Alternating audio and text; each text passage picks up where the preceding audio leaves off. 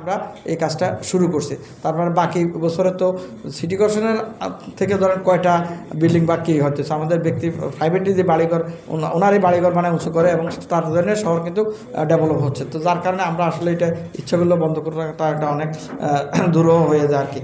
এরপরে জলাবদ্ধতার যেটা বলছেন যে আমি মানে একমতে যে অপরিকল্পিত হচ্ছে এবং বছর বছর এখন এই ক্লাইমেট চেঞ্জও আমাদের একটা বিশাল প্রবলেম। আমরা এটা নিয়ে আসলে আমরাও স্টাডি করতেছি, আমরাও যাতে সিলেটকে মুক্ত করতে পারি সেই জিনিস দেওয়ার জন্য আমরা চেষ্টা করি। দীর্ঘদিন আমার চাকরির বয়স 30 বছর, আমি নারায়ণগঞ্জে 7 বছর চাকরি করছি, বরিশালে 3 বছর, নড়াইলে এলজিডিতে করছি 1.5 বছর, আর সিলেটে আমার 17-18 বছর হবে আর কি। তো আর একটা বিষয় হচ্ছে যে আমরা যেটা এমআরএফ যেটা করতেছি সেখানে পলিথিনটা আপনার লাফারজল সিমেন্ট প্রায় 170 টনের মতো তারা নিয়ে যাচ্ছে। আমরা একটা সেন্ট্রাল ল্যান্ডফিল করছি, সেটা ফুল এখনও কাজ হয় না, সবে আমরা সার এবং ওয়েস্ট টু এনার্জি সেটা বিভিন্ন সিটি কর্পোরেশন করতেছে। আমাদের কাছে আসলে অনেকগুলো প্রস্তাব আসছে, কিন্তু এগুলো আমরা আরও সিলেট বাংলাদেশ যেহেতু নতুন আর আমাদের একটা মাত্র ল্যান্ডফিল, আমরা যদি এটা ওদেরকে দিয়ে দিই আর তারা যদি কাজ না করে তাহলে আমরা আবার কোথায় যাব? আর একটা জমি অধিগ্রহণ করে আমরা ল্যান্ডফিল করাটা খুবই কঠিন। তো ঢাকা চট্টগ্রাম তাদেরগুলো হইলেও আমাদেরগুলো পাইপলাইন আছে, আমরা এই প্রজেক্টে আর কি যাব। আর নিচু এলাকা যেমন সিলেটে সাগর দিকের অন্য যে দিঘিগুলো আসলে ভরাট হয়ে গেছে, এইগুলো তো ভরাট হওয়া কোনোভাবেই কাম্য না। কিন্তু এগুলো তো ধরেন এই আমাদের যাদের শক্তি বেশি ভরাট করি তারা এগুলো করে, এগুলো তো আমরা ইচ্ছা করলে আসলে ফিরে আনতে পারি না। তবে আমরা এই যে আমাদের একটা প্রস্তাবনা আছে যে 42টা ওয়ার্ডে অন্তত 42টা পুকুর যাতে আমরা করতে পারি। কিছু নিচু এলাকা আমরা আপনার সিলেটের আন্ডুলেশন যে নিচু এলাকা আছে, যেমন আজকে বলেন বৃষ্টিতে জলাবদ্ধতা রয়েছে, এই পানিগুলো নদীর মধ্যে ওটা যাবে না। এখানেও এটার সমাধানটা বলছে যে ওই এলাকায় একটা ওয়াটার রিজার্ভার করে আপনার পাম্পিং করে আপনি ড্রেনে থেকে তারপরে নেবেন। কিন্তু আমরা সিলেট সিটি আপনার বিষয়টা বুঝলেন ভালো করে। আসলে ধরেন আমি 2003-এ আসি, তখন আমাদের কামরান সাহেব ছিল, সরকার ছিল বিএনপি, আমরা আসলে ওইভাবে পরিকল্পিতভাবে অর্থ পাইনি। আমি একদম বাস্তব কথা বলতেছি। এরপরে 2008 থেকে 2013 এই সময় আমরা কিছু ভাবতাম, কিন্তু এটাও অনেক প্রবলেম হলো। এরপরে আমরা যেই টাকাটা আমরা ধরেন 1228 কোটি অনেক সময় বলে, এখানে গভর্নমেন্টের টাকা ছিল 1021,981 কোটি টাকা, আর বাকিটা সিটি কর্পোরেশন তো ওইভাবে রাজস্ব আদায় হয়ে দিতে পারে না।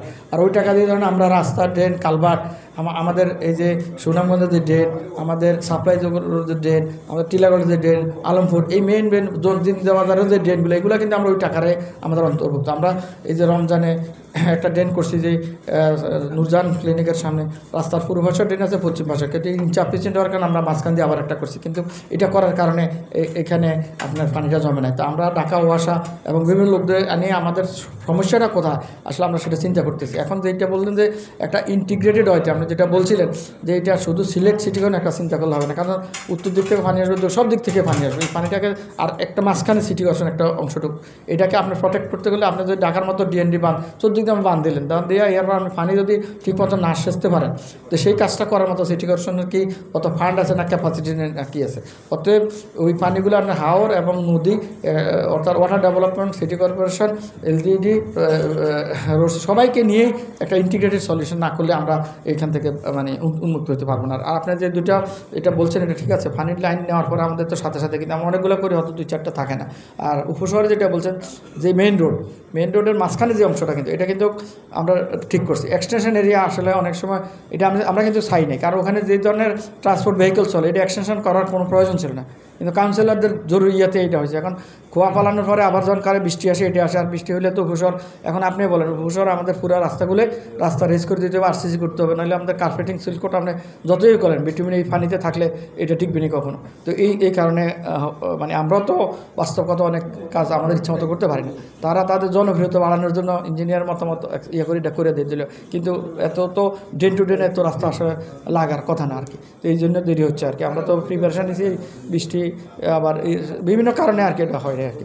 তো আমার মনে হয় আবারও আপনাদেরকে ধন্যবাদ জানাই, কারণ আমাদের যে নলেজ শেয়ারিং এবং আপনারা ধরেন এটা ওন করছেন যে সিটি কর্পোরেশনে একা তো আনা সম্ভব না, ঠিক না? তো এই ধরনের মাঝে মাঝে ধরেন আয়োজন করেন এবং আমার মধ্যে সবার মধ্যে একটা সচেতনতা আসলে আমাদেরকে কনসালটেন্টরা এখন কি বলতেছে জানেন, যে আমাদের মুজিব অ্যাডাপ্টেশন প্ল্যান আছে ক্লাইমেট চেঞ্জের কারণে, এখন আমরা অ্যাডাপ্ট করতে হবে। আমরা উপশহরের নিচের জায়গা রাস্তাগুলো এখন যে হাইয়েস্ট প্লান্ট লেভেল আছে, এখান থেকে আপনি এখন যখন বাড়ি বানাবেন তখন আপনাকে প্লিন্থ লেভেলটা এখন উঁচু করে বানাইতে হবে, এই বন্যার এই বিষয়টা আপনাকে চিন্তা করে বানাইতে হবে, উপসাগরের বিষয়ে আপনাদেরকে চিন্তা করতে হবে, এবং কোন সময় এরকম বন্যা আসে সেটা চিন্তা করে আমাদের জীবনযাত্রার মান পরিবর্তন করতে হবে। যারা এই লাইনে বিশেষজ্ঞ কাজ করে তারা আমাদেরকে এগুলো বলতেছে, আমরা এগুলো বললে তো আপনারা আসলে আপনারা তো বলতেছে আমরা ইন্টারনালি কয়েকটা ড্রেনেজ নেটওয়ার্ক করি, কিন্তু পানি যখন আসলে চলে আসে বা নিচুর এলাকার পানি যদি আমি পাম্পিং সিস্টেম এগুলো না করি, কিন্তু আমরা সিলেট সিটি কর্পোরেশন বাস্তব কথা যে আমি চাকরি করি ওইভাবে বলা উচিত না, ধরুন চিটাগাং, রাজশাহী, খুলনা যেভাবে বরাদ্দ হয়েছে আসলে আমরা গত 10 বছর ওরকম এখনও 9টা ডিপিপি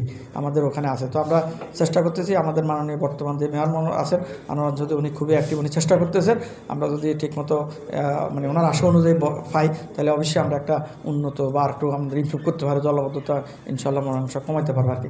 আপনাদেরকে অশেষ ধন্যবাদ এবং কৃতজ্ঞতা জানাই, কারণ আপনারা জিনিসটা যে মানে বুঝছেন আর কি, কারণ অনেক সময় পত্রিকা বা ফেসবুকেও লেখে মেয়ার শেয়ার চেঞ্জ হয়ে যায়, চিফ ইঞ্জিনিয়ার হয় না। কারণ আমি তো আসলে করতেছি চাকরি, তা আমাকে ধরেন সিটি অ্যান্ড সিটি কর্পোরেশন বদলি হওয়ার জন্য বলছিল, এখন আমি দীর্ঘদিন ধরেন সিলেটে চাকরি করছি, বরিশালে করছি, এখন ধরেন শেষ বয়সে আসছে আর কি। তা আমি আমি ভাবি আমি নাহলে চলে যাই, তা আমি চলে গেলে ধরেন সিলেট সিটি কর্পোরেশন পানি না ঢুকে তাহলে তো অন্তত আমি মানে বাঁচি আর কি, বিশ্বাস করেন। কারণ আমার 2বার লেগছে, আমার খুব খারাপ লাগছে। আমরা কিন্তু আন্তরিকভাবে আমি এবং আমাদের সুপারিনটেনডেন্ট আছে মিস্টার আলী আকবর, আর আমরা সবার সাথে এই যোগাযোগ করে আমি 14 তারিখে বুয়েটের institute of water and plant management 3জন প্রফেসর নিয়ে আসছি, যে আসলে দেখেন আমাদের কী মানে প্রবলেমটা কোথায়। এখন যে প্রবলেমটা ওই যে আইনুল নিশাত উনি খুবই অসুস্থ এবং খুবই অভিজ্ঞ, ওনাকে আমরা নিয়ে আসতেছি যে আমাদের যে অ্যাক্টিভিটিসগুলো করি এখানে কোনো ভুল আছে কিনা, বা ওনাদের থেকে নলেজ হায়ার করি আমরা যদি এটাকে ডেভেলপ করতে পারি অবশ্যই আমরা আমাদের লেভেলে চেষ্টা করবো। এবং আপনাদেরকে আবারও ধন্যবাদ দিত, কারণ আমরা নিজের উদ্যোগে আসলে আমরা তো সবাই আরেকজনের দোষারোপ করি, কিন্তু